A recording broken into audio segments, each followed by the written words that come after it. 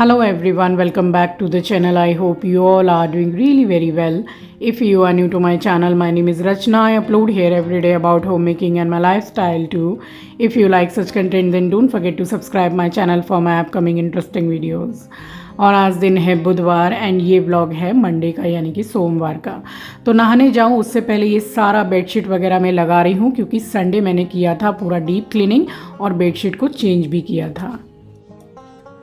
काफ़ी बार ये क्वेरीज आई थी कि ये वाली वॉशिंग मशीन कैसे चलाते हैं और कैसी है फीडबैक।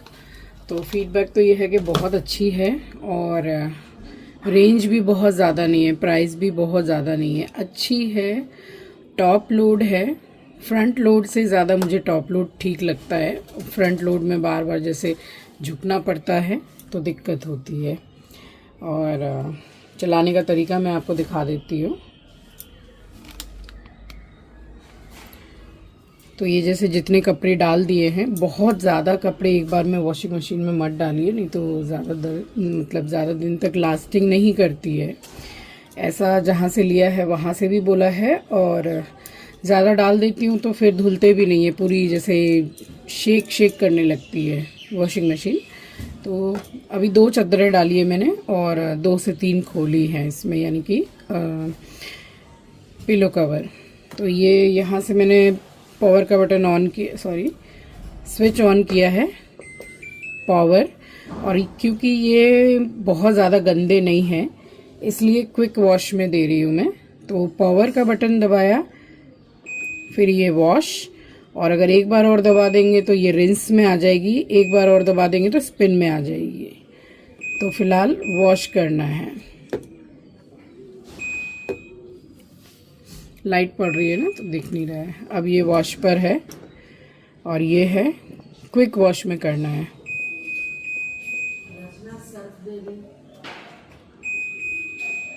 Quick wash.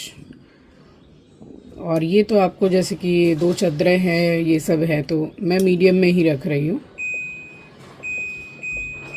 मीडियम। और अब अब इसमें से यहाँ से पानी आएगा। तो चादर है और नई चादर भी है, तो सर्फ तो डाल ही रही हूँ, साथ में थोड़ा सा नमक डाल रही हूँ।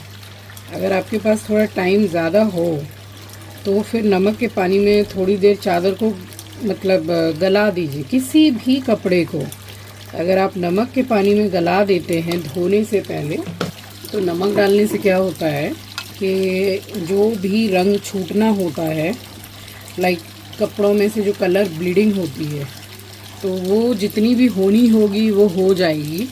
और सबसे अच्छा काम ये करता है कि ये लॉक कर देता है कलर को। बार बार नहीं, बस एक बार अगर आप नमक के पानी में धो लेते हैं कपड़ा, उसके बाद उसमें से कलर नहीं छूटेगा। तो यहाँ सर्फ और नमक मैंने डाल दिया है क्योंकि ये नई है, बस इसी में धुल जाएगा, मैंने अलग से गलाया नहीं है।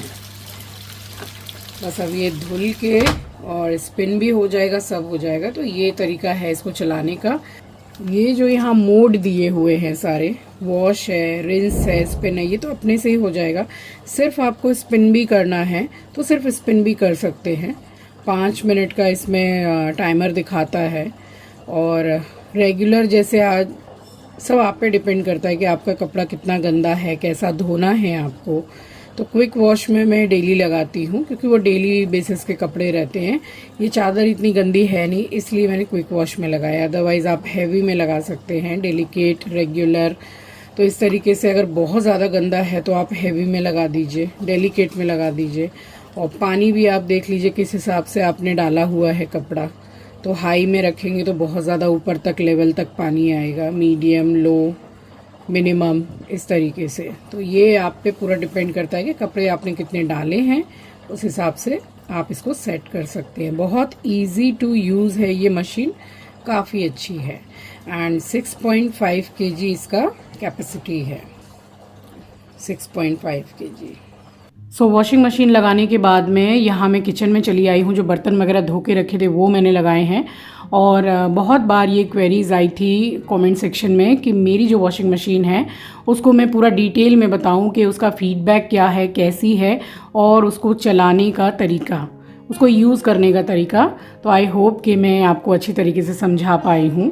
वैसे बहुत ही ज़्यादा कन्वीनियंट है और बहुत ही ईजी टू यूज़ है। तो बस यहाँ पे ये आप देख लीजिए, ये मैंने ढक्कन है ना, खाने को जो ढकते हैं, तो हर साइज़ के थे इसमें, यानी कि 5 से 6 पीस थे। तो ये मैंने ऑर्डर किए थे और ये आपको पता है कितने के आए हैं, जस्ट फॉर ₹299, वही 300 रुपये। तो इसमें 5 से 6 ढक्कन हैं और हर साइज़ के हैं, मतलब बड़े छोटे। तो बड़े काम में आ रहे हैं, वरना छोटी छोटी जो प्लेट्स होती है ना, उनसे ढक्कन लगाना पड़ता है। और नहाने जाऊँ उससे पहले यहाँ सत्तू बना रही हूँ मम्मी का। तो मम्मी तो नहा चुकी थी और वो दवाई खा के बस ये सत्तू ही पीती हैं सुबह, यही उनका नाश्ता होता है। और सत्तू पीने के कम से कम 2-2.5 घंटे के बाद में वो थोड़ा सा फ्रूट्स खाती हैं। तो फ़िलहाल काफ़ी सर्दी वगैरह है, इसलिए नहीं खा रही हैं फ्रूट्स। तो ये बना दिया उनके लिए सत्तू। वो भी प्याज मिर्ची वगैरह डाल के नहीं लेती हैं मेरी तरह। मैं पहले लिया करती थी, बट अब मुझे प्याज मिर्ची डाल के सत्तू अच्छा नहीं लगता है। तो इसमें जीरा पाउडर, काला नमक और एक वो जलजीरा का पाउडर आता है ना, एक पाउच, तो बस वो डाल दिया है। और इनको यहाँ पे दे के काउंटर वगैरह मैंने एक बार अच्छी तरीके से साबुन से क्लीन कर लिया है, क्योंकि फिर नहाने जाऊँगी और नहा के वापस आऊँगी तो पूजा करने के बाद में मुझे सारा जैसे खाना वगैरह बनाना है। तो ये स्टार्टिंग से ही मैंने ये नियम बना के रखा हुआ है कि खाना बनाने से पहले चाहे कितना भी अच्छा मतलब साफ़ सुथरा काउंटर हो, उसको एक बार साबुन से बहुत अच्छी तरीके से साफ़ करना है, उसके बाद ही खाना बनाना है। तो बस यहाँ एक बैच तो धुल गया था, तो मैंने सोचा कि नहाने जाऊँ उससे पहले ये बैच जो धुल गया वो निकाल लूँ। और दूसरा बैच मैंने डाला है। तो ये एक बेडशीट और 2-3 पिलो कवर थे, उसी के साथ मैंने डेली वाले कपड़े भी डाल दिए। और ये डाल रही हूँ नमक। तो this is very important tip, अगर कलर ब्लीडिंग होती है कपड़ों में और या फिर नया कपड़ा है तो ये इसको बिल्कुल लॉक कर देता है कलर को। और जितनी मतलब कलर ब्लीडिंग होनी है वो एक बार में ही हो जाएगी, फिर नहीं होगी। सो सुबह का समय है, आप सभी को सुबह की राम राम जी, सुप्रभात, गुड मॉर्निंग। और ये वाला जो कपड़ा मैं लेकर के आ रही हूँ, ये जो मैं गई थी गोद भराई में सूट पहन के, इसमें से तो इतना कलर निकलता है कि मैं इस तरीके से पकड़ी हुई थी और वाइट दुपट्टा है तो वो कलर भी इसमें थोड़ा लग ही गया। तो इतना मतलब हैवी वाला कलर ब्लीडिंग इस वाले सूट से होता है। तो बस इसको मैंने हाथ से धो के और अलग से वॉशिंग मशीन में इसको मैंने स्पिन किया है ताकि ये सूख जल्दी जाएगा। तो बस यहाँ पे मैं आ गई हूँ अब मंदिर में। तो मंदिर को साफ़ सफाई करके और मैंने की है फिर पूजा।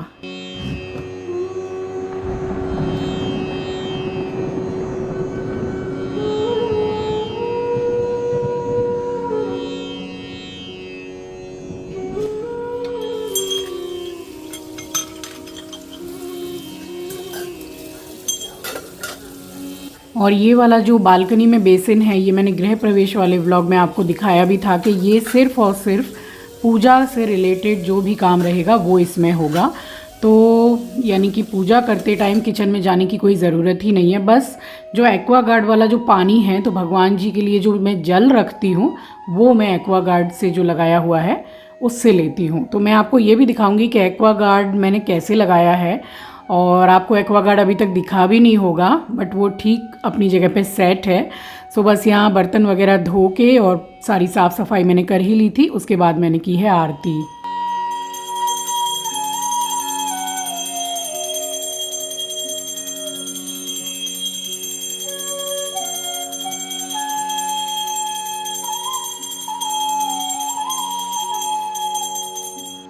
और बालकनी में मैंने फ़िलहाल 4 प्लांट लगा रखे हैं। तो 2 तुलसी का पौधा है, 1 करी पत्ते का और 1 जेट प्लांट है।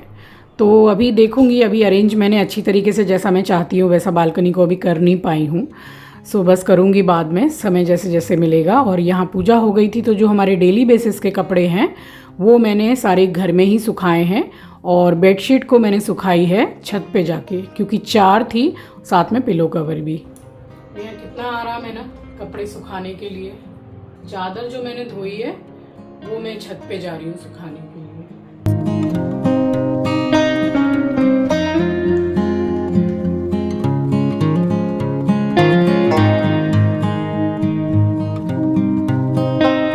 फ़िलहाल ये तो मंडे का व्लॉग है, तो इस टाइम पे मैंने छत पे जो डोरी बांधते हैं ना अपनी कपड़े सुखाने के लिए, वो मैं कर नहीं पाई थी। तो जैसे तैसे मैंने सुखाई है। और उसके बाद में अभी जब मैं वॉइस ओवर कर रही हूँ तो कल ही मैंने अच्छी तरीके से डोरी को अच्छी तरीके से बांध दिया है ऊपर छत पे, ताकि जब भी इस तरीके का बड़ा या इकट्ठा कपड़ा जैसे धोया जाए, चादर एंड ऑल, तो वो अच्छी तरीके से सूख जाए, क्योंकि वो सब छत पे अच्छे से सूख जाता है। और ये मम्मी पूरा बाज़ार लेकर आई हैं, तो मम्मी ने कहा था कि मैं जाती हूँ और साग सब्जी लेकर के आती हूँ, तू तब तक चाय बना। तो बस मैंने बोला कि ठीक है, मैंने बोला कि आप बैठिए मैं ले आऊँगी, बोला नहीं तू चाय बना, मैं लेकर के आती हूँ सब्जी। तो ऐसे अगर आप देखें तो देखिए एज भी है, मगर शरीर में आलस बोल के कुछ भी नहीं है, बहुत ज़्यादा एक्टिव हैं। और हर वक्त ये भी पूछती रहती हैं कि ला मैं ये सब्जी काट दूँ, मैं ये काम कर दूँ।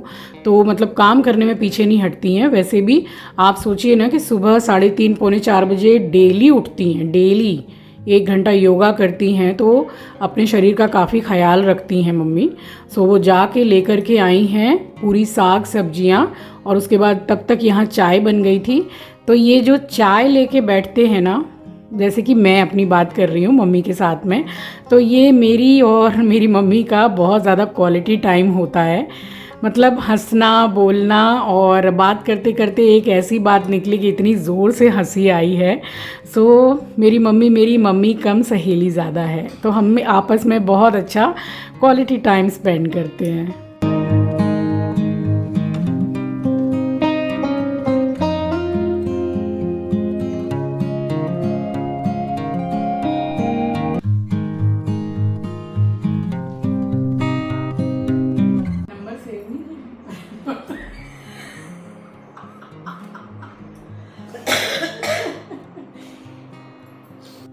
सो मैं वहाँ रहती थी या फिर मैं यहाँ आ गई अभी, सो डेली मम्मी एक ही चीज़ ज़रूर बोलती हैं। वहाँ फ़ोन पे बोलती थी, यहाँ सामने से बोलती हैं कि हंसती बोलती रहा कर, ऐसे ही अच्छी लगती है, उदास मत रहा कर। तो ये तो वो रोज़ ही बोलती हैं। सो बस अब ये भाई साहब उठ गया है और इसको मैं बोल रही हूँ कि तू 5 मिनट रुक जा, मैं अभी चावल बना रही हूँ और तुझे खाना दूँगी। सो यहाँ ये वेट कर रहा था अपने खाने का। उसके बाद में बस यहाँ इसको सबसे पहले मैंने चावल मतलब चढ़ाया है और इसको मैंने खाना दिया है। तो बस यहाँ थोड़ा फैलावा अभी आपको दिख रहा है, क्योंकि बाज़ार वगैरह सब आया था, अभी कुछ उठा के रखा नहीं था। और यहाँ चढ़ा रही थी सबसे पहले चावल, क्योंकि एस्ट्रो के खाने का टाइम हो गया था। और उसके बाद में भिंडी बनाई थी। आपको पता है भिंडी कैसे मिली है? भिंडी मिली है 100 रुपये किलो, मगर आधा किलो ली तो फिर उसने दी है हम लोगों को 40 रुपये में, 10 रुपये कुछ कम कर दिए, बट अभी भिंडी का दाम बहुत है। और यहाँ साग सब्जी मसाला सब काटते हुए खूब आराम आराम से मैंने खाना बनाया है। एक प्यार का नगमा है, मौजों की रवानी है, जिंदगी और कुछ भी नहीं, तेरी मेरी कहानी है। एक प्यार का नगमा है।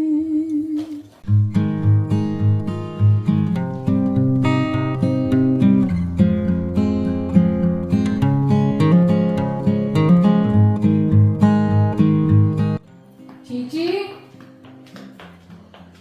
और चीची, पार्सल, चीची पार्सल देख बेटा, तेरा पार्सल आया।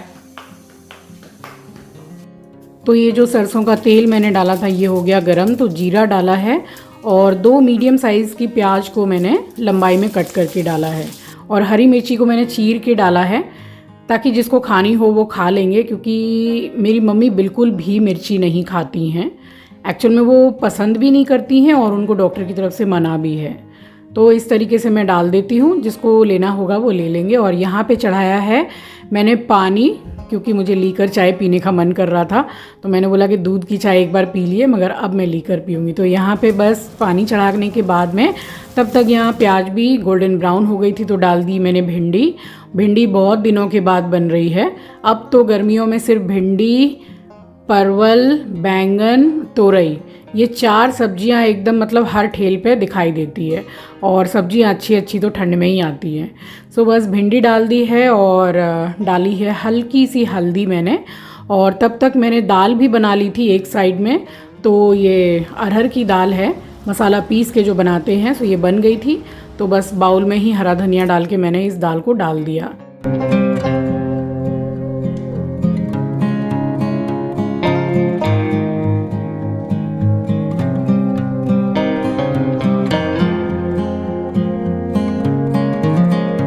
सो कुछ देर के बाद में फिर से मैंने ढक्कन खोला है, तो भिंडी ऑलमोस्ट डन है। बस हल्का सा थोड़ा सा भूनूंगी तो गल तो गई है। तो बस अब इसमें नमक डाल रही हूँ। तो भिंडी में नमक पहले कभी मत डालिए, वरना वो एकदम जैसे लसलसी हो जाती है, जैसे एक एक भिंडी रहती है ना, वैसे नहीं रहेगी। तो भिंडी जब बन जाए उसके बाद आप नमक डालिए, फिर चाहे नमक डालने के बाद में 2 मिनट इसको स्लो गैस पर और पका लीजिए। तो अच्छी तरीके से मैंने नमक को मिक्स किया है। फिर से मैंने 2-2.5 मिनट के लिए ढक दिया था। और ज़रा सा ही मैं यहाँ पे बूंदी का रायता बना रही हूँ। तो बस थोड़ी सी ही दही मेरे पास में थी, उसमें ज़रा सा मैंने पानी डाला है। और बूंदी जो रेडीमेड वाली मिलती है, सबसे बेस्ट जो बूंदी मिलती है वो रायता बूंदी है, हल्दीराम वाली। वो तो मेरे पास थी नहीं, तो ये नॉर्मल वाला पैकेट मिला था, तो एक यही ले आई थी मैं। तो बस उसी से मैंने बनाया है। हल्का सा नमक डाला है और लाल मिर्ची पाउडर ज़रा सा डाला है। तो नमक और मिर्ची तो आप अपने हिसाब से ही डाल लीजिएगा, थोड़ी सी बूंदी डाल रही हूँ। अब इस टाइम पे अगर आपको इसको खट्टा मीठा बनाना है तो थोड़ी सी चीनी डाल दीजिए। और अगर चीनी डालेंगे तो फिर आप इसमें काला नमक थोड़ा सा ज़रूर डालिए, तब फिर दोनों का जो कॉम्बिनेशन है वो बहुत अच्छा आता है टेस्ट में। फ़िलहाल मैंने चीनी नहीं डाली है, मैंने नमक वाला ही बनाया है। और थोड़ा सा जीरा पाउडर डाला है भुना हुआ, एंड ऑफ कोर्स हरा धनिया डालना ही है, इससे टेस्ट और ज़्यादा बढ़ जाता है। तो यहाँ बन के रेडी हो गया था रायता भी। आप चाहें तो बाद में इसमें छौंका भी लगा सकते हैं, हल्का सा घी, हींग और जीरा का। मैंने फ़िलहाल नहीं लगाया है। और ये फाइनली मैं इसको चेक कर रही हूँ, तो भिंडी इज़ टोटली डन। तो बस इसको एक मिक्स देकर उसके बाद में इसमें डालूंगी नींबू, क्योंकि भिंडी में खटाई अच्छी लगती है।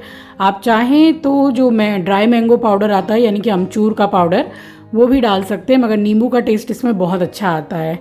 तो फिर रोटी पराठा हो या दाल चावल, सभी में भिंडी अच्छी लगती है। सो आधा ही नींबू मैंने डाला है, रस अच्छा खासा ही था। तो यहाँ भिंडी बन के डन। और उसके बाद में फिर रितेश ने फ़ोन किया कि क्या बनाया है आपने, तो मैंने बोला दाल चावल भिंडी। तो बोला मैं आ रहा हूँ। सो बस वो आया था और अपने ऑफिस के लिए ही निकल रहा था, तो फटाफट मैंने खाना लगाया है रितेश के लिए। और वो खाना खा के फिर निकल गया था, ज़्यादा देर बैठा नहीं था। बस उसके बाद में मैंने फिर आपको प्लेटिंग करके दिखाई है। तो ये डेली वाली थाली हैं, जो एकदम सेटिस्फाइंग थाली होती है। वही मैं बात फिर से रिपीट करूँगी कि बहुत हाई फाई रेसिपी और बहुत सारी चीज़ें इकट्ठी डेली वाली थाली में नहीं बनती है, डेली के खाने में नहीं बनती है। तो जो किचन में काम करते हैं वो अच्छी तरीके से जानते हैं कि डेली वाला खाना तो हमारा यही होता है।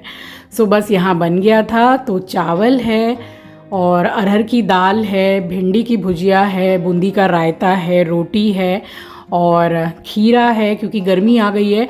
अपने खाने में खीरा को ज़रूर इंक्लूड कीजिए। कहने का मतलब है कि सैलड ज़रूर से इंक्लूड कीजिए।